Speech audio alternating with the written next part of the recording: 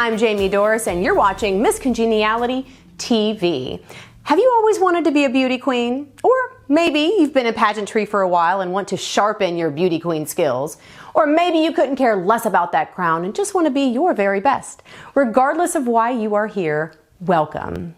In the last episode, we introduced this new series and met the queens who are sharing their expertise with us. We also learned their thoughts about pageant stereotypes and why they compete.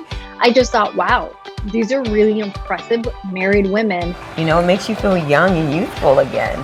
If you haven't watched that episode, it's a good one to check out if you, too, secretly wonder what's the point of it all anyways. In this episode, we're talking all things diet and exercise. It's typically the first question people will ask a beauty queen. What diet are you on? How much do you work out? To get these answers, we're starting first in Jackson, Mississippi. My friend and pageant sister, Whitney Gladden, is the beauty queen, diet, and workout expert, and she is spilling the beans. I don't want people to think that they have to eat 0 carbs to get fit for a pageant. That is absolutely not true. In fact, carbs are what fuel your body.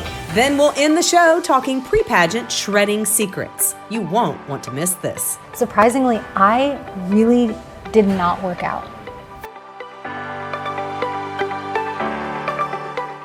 All right, y'all, this is Whitney Gladden. She is my sister queen, Mrs. Mississippi America 2020 and Mrs. Mississippi United States 2018. Yes. And it is only fitting that she starts off this diet and exercise show, because when I think of pageant diet and exercise, I think of her. And look at her. She's over here preparing something for us. What you got going on? This is ground bison. It's very protein rich, delicious, and easy to prepare. This is really all I do.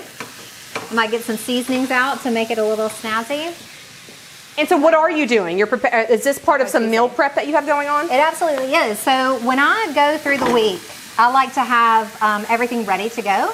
But I also like to be able to pick what I'm going to eat every day. So I don't have pre-prepared packaged meals that I made at the beginning of the week and have to eat the same thing every day. That's boring.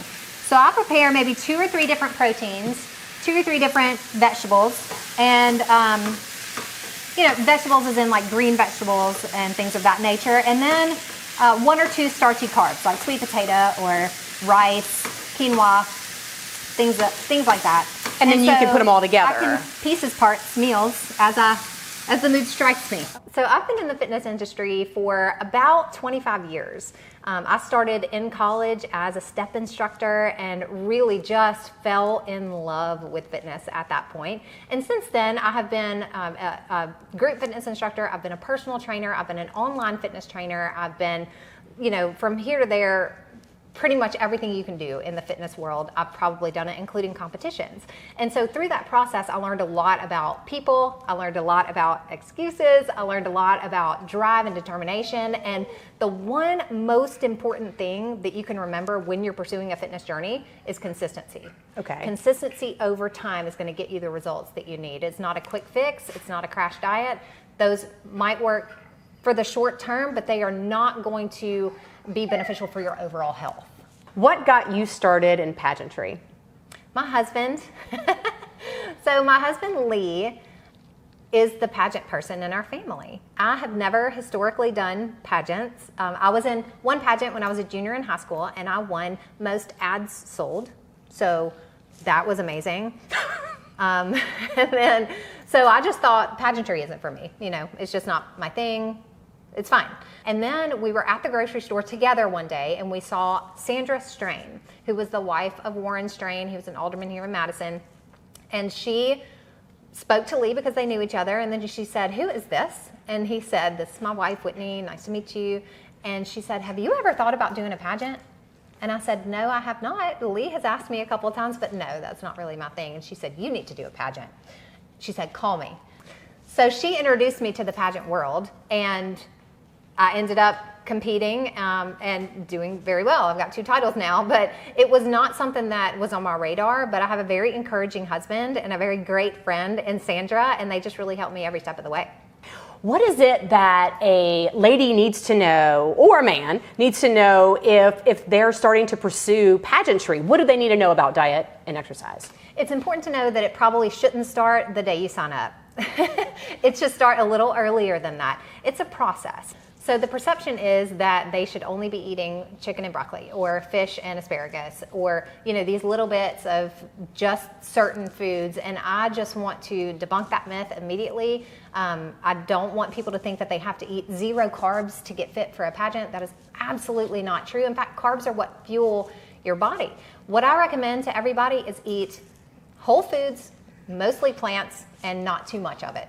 So meats, vegetables, fruits, anything that grew out of the ground or had a mother is fair game. When we're fueling our body correctly with carbohydrates, vitamins, minerals, protein, and healthy fats, we're gonna have that great balance, and we're gonna be able to do the workouts, the lifting, the running, the cardio, all of those things without just totally wrecking our metabolism or our bodies. Being able to recover properly is so incredibly important. So having that fuel and having those whole foods to fuel our bodies is really what I've seen be the most effective. So you said wrecking your metabolism. Absolutely. How can you wreck your metabolism? Oh, it's so tough because your body adapts to what you're giving it. So if you are giving your body low calories for an extended period of time, your body will adapt to that. And it is interesting that when you go back to a higher calorie diet, your body has been starving, literally starving. And so it will try to hold on to those calories that you're giving it because it knows it's not sure when you're going to feed it again. Oh. So it's very interesting to see that people have a hard time dropping weight after increasing their calories because they ate such a low amount for such a long time, and their bodies are just like, I don't know what to do, so I'm just going to hold on to it. It's interesting. Your body's very smart. So starting your journey and making it a lifestyle is really the most important part of this. Whitney really has diet down to a science. 27 grams of protein in this teeny tiny little concoction. After the break, we go back to the kitchen. So what do beauty queens eat? Or what would you recommend? It depends on the beauty queen. Lots of people will eat minimally. I, however, like to fuel my body for the workouts that I'm doing. So I want to eat, you know, a good amount of protein at each meal, 25 to 30 grams. I want to eat good green vegetables to give me those micronutrients to keep me healthy. But I also want to eat those carbohydrates to give me the energy to get through those intense workouts that I might be doing. Now tell me, when it comes to protein, you've said now a couple of times that you try to get a lot of protein. What is your number? How much protein do you have to get in a day? Well, so right now I'm trying to build some muscle mass, so I try to get 140 grams per day. So that's why I have to do things like drink egg whites. A normal person might want to shoot for 1 gram of protein per pound of lean body weight.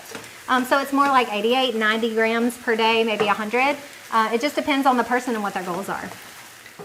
All right, so what is this? So this is one of the secrets in the fitness world that you're probably not aware of. So everybody's different, and they may or may not want to do this, but for me, it's just like chocolate milk. It's a fresh carton of egg whites. But I'll just do 4 ounces in here. Of egg whites. How much protein is that? It's probably, altogether this concoction is about 25 or 30 grams maybe. Okay. So it's a good amount for me. And then I come over here and I get my whey protein. And you can use whatever protein you like. You just do maybe a half serving. This is a 2 scoop situation, so I just do 1 and put it in there. And that's chocolate whey protein. Chocolate whey protein, but whatever protein you like. If it's vegan, if it's not whey, if it's different types of protein, that's fine. Oh, chicken nugget's excited about me drinking these egg whites. But you just shake it up and you can see it's just kind of like chocolate milk. You want me to try it first? No, I'm gonna try it. Okay. You can do this. Just take a sip. No big deal. It's not bad. I mean, it's chocolatey. Kind of. Do you need some more? 27 grams of protein in this teeny tiny little concoction. I swear, people in this industry really have it down to a science. So why do you portion all your stuff out and like do the meal prep instead of just eating kind of a sandwich for lunch? Well, so the first reason is that I know what's in it. I know what seasoning I used. I know that it's sodium free. I know it's a whole food seasoning. I know that you know, exactly how much fat is in this bison. I know how much protein is in it, but I weigh. So if I was just eating a sandwich willy-nilly, if I ordered it out somewhere, I don't know exactly how much I'm getting. But if I weigh my meat, I know exactly how much protein I'm getting for that meal. If I weigh my grams of sweet potatoes, I know exactly how many carbohydrates I'm getting for that meal. And it helps me stay on track. You weigh your food? I do. Y'all. Okay, I don't know that I have reached that level of excellence in the diet world of weighing food. Like, what's that number supposed to say on there for the meat per meal? So if I want to get around 24 grams of protein, I put it in my fitness pal to double check myself, but 20 to 25 grams is going to be about 4 to 4.5 ounces of bison, and that's a cooked weight. So I'll usually do about 5 ounces to make sure I've covered that gap, because some water cooks out of it when you cook it, and it gets lighter, so you have to eat a little more. You know everything about this stuff. I've been doing it for many years. Now, do I do it all the time? No. This year and during COVID and all that stuff, I was much more lax with my nutrition, but now that I have a fitness show coming up in July, I'm very cognizant of what I'm putting in, because what I put in is what I'm going to get out. And do you do this for lunch and dinner? I do it breakfast, lunch, and dinner, yeah, and snacks. So every meal is prepped? Yes. Wow, so disciplined. I mean, when you have to walk on stage in a bikini, it gives you some motivation. The other really important component that a lot of pageantry people miss. That answer is coming up as we play in Whitney's home gym. So we talked a lot about diet. Fitness. Mm-hmm. What does somebody need to do if they want to prepare, like to be fit for a pageant? What are your suggestions? It's definitely different for everybody. So I'd want to talk to somebody on a one-on-one basis and see what their history has been. You know, some people are starting from zero and they just need to start by walking, maybe jogging, you know, things like that, just to burn calories off that they may need to burn off. Other people are a little more fit and they may want to incorporate high-intensity interval training, which is a shorter time frame to actually work out, so it's less time out of your day, but also very effective in that it continues to burn calories up to 24 hours after you've done it. So I love high-intensity interval training. That's HIIT training, right? Yes, that is. And the other really important component that a lot of pageantry people miss is lifting. Lifting weights is incredibly important, not only for your overall health because it strengthens your bones, helps prevent osteoporosis later in life, but also gives that toning effect that so many women are looking for. So many women come in and they say, I don't want to look bulky. Up. Yeah, that's exactly right. And so they're scared of weightlifting. But it's so exciting to me that now this is more of a mainstream message that lifting weights is actually going to help that shape that they're looking for. So it helps with building the glutes and creating the nice curves that you want to see. But also it helps with trimming body fat, because muscle actually takes more calories to maintain than body fat does. So the more muscle you have, the more calories you're going to burn with every activity, whether it's lifting, high intensity interval training, or lifting your fork. I mean, every single thing you do takes more calories to do when you have more muscle mass on your body. So it's important to eat that protein, lift the weights to really get the physique that you're after. Your form is a little bit to be lacking, but it's the heels. The heels are making the balance different. So you don't. Well, I feel it in my butt. Good. I mean, if you feel it, you can do it. I just don't want you to get injured. Okay. All right. Well, you said that's the thing women most get wrong about exercise is they're worried about lifting heavy weights. Right. But it doesn't we don't have the necessary testosterone to bulk up. So what it actually does is firm everything up, which is what most women are looking for. Firming. So this is your bedroom. Your bedroom is your gym. It is. Whitney, you're gung-ho, honey beans. Okay. So what are some of your favorite exercises?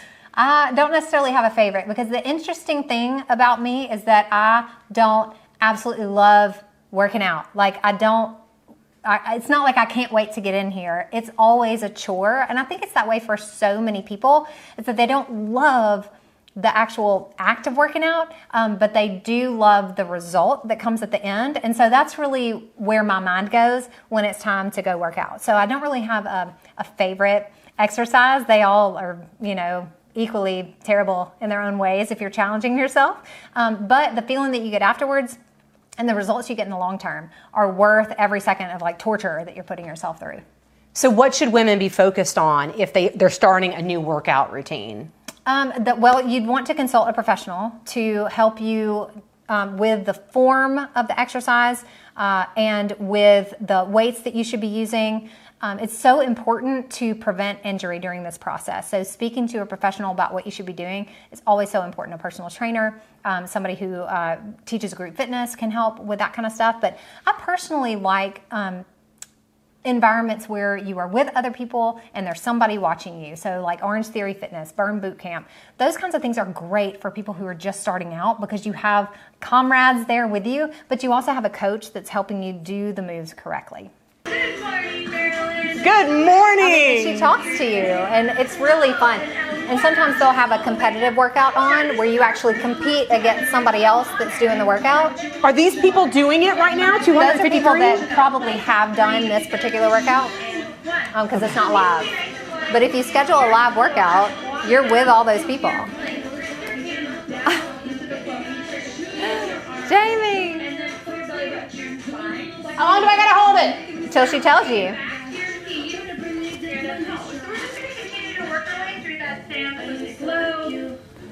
So you're just warming up right now. Oh, this is the warm-up? Yes. This is super cool. What's this called? Yeah, the mirror.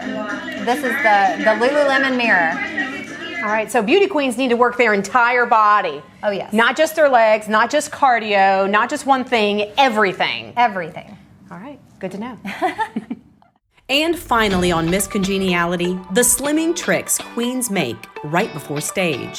Surprisingly, I really did not work out. We can all agree that diet and exercise are a very important part of the long-term beauty queen regime. But what about the days and the weeks leading up to a major competition? What should you do differently to shred right before stage? Our beauty queen experts, they have some secret formulas you might be interested in hearing. So I always try to think about like what is the atmosphere going to be like whenever I get to the national pageant. So knowing if I go to Vegas, okay, well that's going to be a very like dry climate. That's great. But I may like pack on a little bit of water weight if I'm going to be flying to get there versus driving. So I kind of think about what my environment's going to be like whenever I get there, and then that helps me decide kind of how much or how little I want to tailor down, because you don't want to be too small when you get there and then things not fit. So I really focus on calories when I'm trying to make sure that I taper down. So I'll just kind of taper down my caloric intake for the week or for the weeks leading up, and keep my workouts pretty much the same. I may add in a bit more cardio, but other than that, I keep it pretty simple. And listen, I had a cheeseburger before we went to Miss for America, so it's just about balance. You just have to find a way to keep your sanity and to keep your figure. Eating right is incredibly important.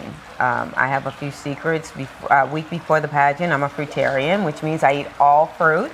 That's it. No meat, no vegetables, all fruit. I might stick in some protein, which is cottage cheese in a smoothie, some whey protein. But other than that, I'm really ready. The fruit is going to give me that glow, and I mean, I'm just going to be ready for it. I feel good about it. You cannot out-train a bad diet. You can't do it. But also, you can't do exactly what somebody else is doing because we all have very different bodies. And where I struggle is not the same as where somebody else struggles. My big struggle is I could eat dairy and 20 minutes later, I look 6 months pregnant. Can't be doing that and swim. So I could work out nonstop and then eat sour cream on my tacos. And there goes that, right? For at least a day. So you have to know your body, and you really have to pay attention to the foods that you're eating and say, what is my body reacting to? For me, 2 to 3 weeks out, my body really reacts to sodium. So I really retain sodium and water weight. So a lot of that fitness and working out that I did with my trainer wasn't going to show if I had a layer of water weight over my body. So for me, I did no sodium, no dairy, and no carbs, or very, very low on all of those things for the 2 weeks leading up to pageant week. For me, it really worked. It helped me to kind of shed any bloating, any water weight that kind of covered up the hard work I put in at the gym. And then surprisingly, I tell my clients this sometimes, surprisingly, I really did not work out for like that 2 weeks leading up to. Like a week a week leading up, because when you're working out, you're actually ripping your muscles apart and then they come back stronger, right? Like that's the point of lifting and working out. And so your muscles are actually swollen. That's why when people go to the gym and they're like, I'm going to get swole, I'm like going to get my swole on. You know, you're actually swelling. And so I had been working out so hard, I let my body rest for the 2 weeks or week out. I did a little bit of cardio, I did a lot of stretching, yoga, low impact kind of things, so that my body wasn't swollen when I got to competition. I know. These secrets. Oh my goodness. What is your water intake trick for swimsuit? You don't want water weight when you're going into swim. So you got to drink lots of water beforehand, go to the bathroom, and then you can cut that in half a day or two before the pageant, cut that in half the day of the pageant. Okay, so you limit it a couple days out. Okay. Right. Okay. And the day up. For sure the day up. But drink enough to not be dehydrated and do not pass out. That's right. And honestly, if you're doing things correctly, you shouldn't have to cut back that much right before your show.